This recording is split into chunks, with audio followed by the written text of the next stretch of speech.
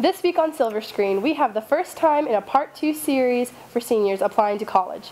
Take a look at a local food pantry's needs and examine the Dutch Fork versus Irmo rivalry. Good afternoon, Dutch Fork. Today is Friday, October 28th, and your Silver Screen Report starts now.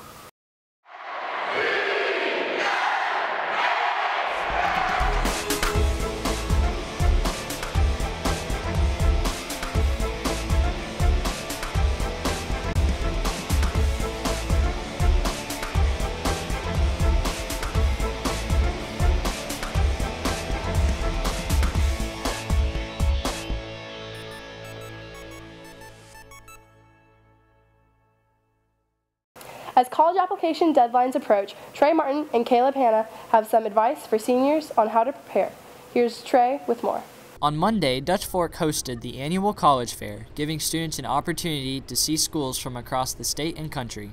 I just looked around to see the different options that they had. I really knew what I wanted to do or what school I wanted to go to, but I just really wanted to look at more private schools. I think it's a good idea for schools to have this because we're willing to come here and speak with all of you, and we know that students don't always have an opportunity to travel long distances to meet up with a lot of different colleges.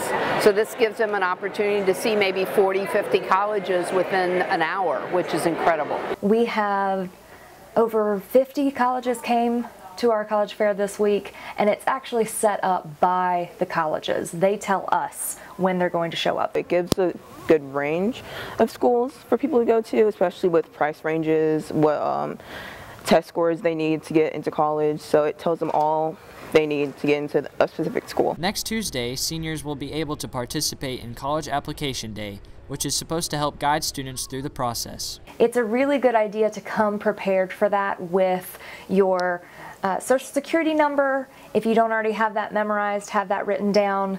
To come with a prepaid credit card, like a prepaid Visa, because some colleges have an application fee. And then also to have essays already written. There are a few advantages if you participate in College Application Day. Some colleges waive their fee if you come to the College Application Day event. So they'll give you a fee waiver code. And then also you have college admission representatives there helping you. We have college reps from USC, Midlands Tech, Benedict, many different colleges. They come and they can answer questions. Those with collegiate plans in their future should keep a few crucial details on their mind when they speak with schools. I think they should be asking each college what their deadlines are. Some colleges will have early admission or have application deadlines. They're looking for a story. They want to know what sets this person apart, and that may not be that they have a perfect score on the SAT. That may be that they're just a really awesome person in something else. Keep their grades up because even though colleges may offer them acceptance, that means the criteria is they have to finish strong their senior year. This has been Trey Martin with your Silver Screen Report. Food pantry and snack pack programs are designed to help feed needy students and their families in the Dutch Fork community. Madison McCormick has the scoop on their initiatives. Families with financial struggles often resort to students using the food pantry, a program that supplies students in need with food, as well as the snack pack program, supplying students with food on the weekends. So the pantry program is basically a system where we take food, we take food donations from outside of local grocery stores like Walmart, Bilo, etc. And when parents, or mostly parents I guess, come to us and say, hey, our kids, we just don't have enough money or enough food to be able to feed them, they're going to school hungry, we provide those services for them. It is all based on contributions from the community, from individuals, from businesses. But simply the largest fundraisers we do are these food drives. Collects food for kids who can't eat over the weekend, so they send home a backpack full of food for them to eat over the weekend. Getting involved in volunteering is a way to help kids across the country. My mom is a social worker here in the area, and she said, hey, you're going to go do this on Saturday for 3 hours, and I said, sure, why not? And it's part of an initiative to help kids across the state, and I was glad to help. That is the kind of thing that teacher cadets immediately say will help. They're always looking for something to give back, some way to help, and it was pretty easy to say this is what we want to do. We want to make this an ongoing project because this is a way to help our own. In the infancy of it, at my Optimist Club, Union Methodist Church started doing the first 2 schools. And they came to us to ask for some financial support. and we did give them $250. Here we are 8 years later spending $135,000. The program leaves an impact on families and volunteers' lives. It was really cool to know that you're helping other people out. We are so blessed in this area, and so many of us never think about going home hungry or not having dinner, not having clean sheets, or just things we take for granted. And teacher cadets have learned that kids can't learn well when they're hungry and when they don't know where their next meal's coming from. I think it's essential. I think that in any job or any, if you're an athlete or anything that you do in your daily life, if you have to do that while you're hungry, you're clearly not going to do your best work because you're starving. So if we can at least do that, make sure our kids are going to school on a good stomach, well-fed, then they can do better in the classroom and thus do better in life. This has been Maddie McCormick with your Silver Screen Report. The SAT word of the week is munificence, a noun meaning generosity and giving. Love, fights, and lots of root beer were all part of drama's recent production of Almost Maine. Todd Whittington was there to see it all go down. The murmur of the crowd died down as the heart-shaped spotlight shined upon the stage while the drama of Almost Maine unfolded. It was, it's a play about 9 different love stories that happened on the same night in the same town called Almost Maine, and it's like they didn't organize, so their town was almost a town. It's a series of love stories. It's vignettes, so it's short scenes. There are 9 of them that all take place in the town of Almost Maine, and some of them are sad and some of them are happy and funny, and it's just kind of a story about love and the way it unfolds. All the characters in Almost Maine come from different backgrounds, being united through love. The character's name was Gail, and it was a scene where, since her boyfriend will not ask her to marry him, she's now trying to break it off, and so she returns all the love he gave him, which is bags and bags and bags and bags of it. I was Randy, and my scene partner's name was Chad, and we were best friends. At the end, we eventually fell in love with each other. This ex-love, I guess you could say, shows up at my doorstep saying like, oh, I want you back, but I'm married, so I'm like, no. So it was just really awkward. The students participating in the show had different ways of preparing and getting into character. I just focused really hard on the places where she was crazy and then the times that she would mellow down, and then, you know. I looked at other people who performed him, other stuff like that. Looked up costume ideas. We rehearsed in small segments because most scenes only had 2 actors in it, so we just got those 2 people together and really rehearsed their scene, and then about 2 weeks ago we put it together to kind of create the whole production. The cast each enjoyed different scenes in the play. My favorite scene that wasn't my own in the play was probably the bar scene where the girl was there for her bachelorette party and she saw an old boyfriend, and he wanted her back, and he was just very shocked to see how she'd moved on and everything. This has been Todd Whittington with your Silver Screen Report.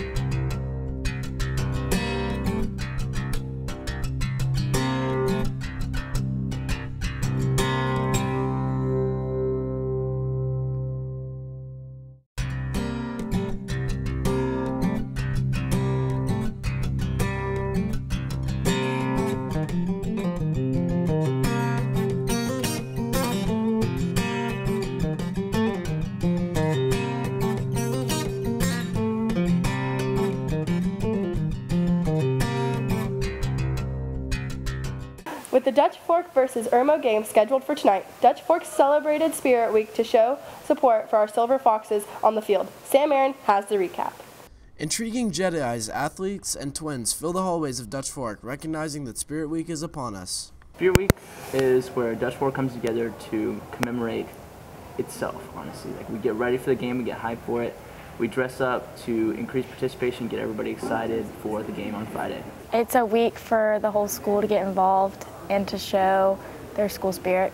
Spirit Week is a week where everybody gets to dress up for different days, and we show support for the football team for their upcoming game on Friday. Spirit Week ensures that all students can participate in some way, whether that be going to the varsity football game or just dressing up at school. Spirit Week is important because it gets everybody excited for the upcoming game and gets everybody, looking forward to being together, and really builds a community because everybody's dressing up and everybody's showing support, having fun together. I think it makes it a good place to come, and it's fun, and it's something that everyone should do and get involved with to make your high school more fun. Spirit Week is important because it helps bring the school together and create a unique identity for itself. It allows people to go outside the box with outfit ideas and really it increases awareness about the game on Friday. So that way, in case you didn't know it was an Irmo game, you see a Spirit Week leading up to it, the pep rallies leading up to it. It just gets you excited, gets everybody excited, and like a frenzy for everyone to go. It gets a lot more people involved that would not normally get involved in things. Like people who don't go to the games, they can dress up and still have, that Dutch Fork spirit for the game. Everyone be at the game Friday at 7:30, home game against Irmo. We will win. This has been Sam Aaron with your Silver Screen Report. For this week, Kids in the Hall, we asked students about the Dutch Fork-Irmo rivalry.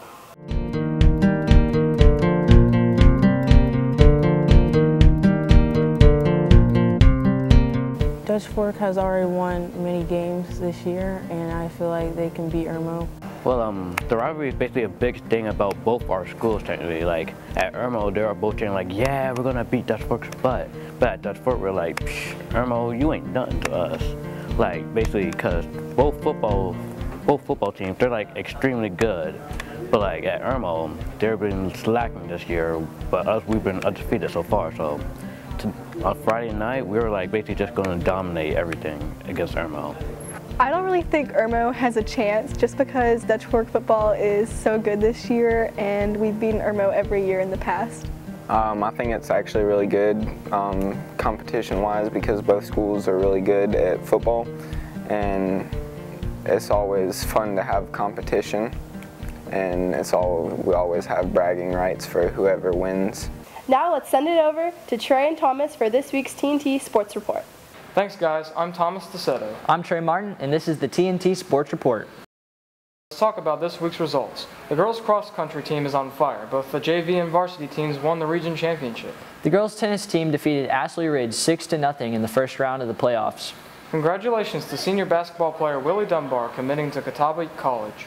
And shout out to the volleyball team who made it to the playoffs for the first time in 5 years.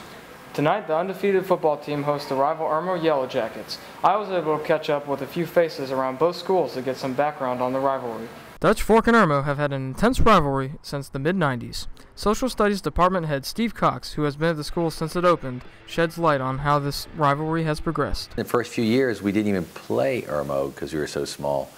But eventually, when we did play them, yes, we took our lumps and beatings and stuff like that. But as time has progressed, we're pretty evenly matched. Of course, with the advent of Coach Knotts and the new coaching regime, a new emphasis was placed on football, and more commitment and dedication was asked from the athletes, and I think you can see the results right now. Many have their own thoughts on why the big rivalry is necessary for both schools.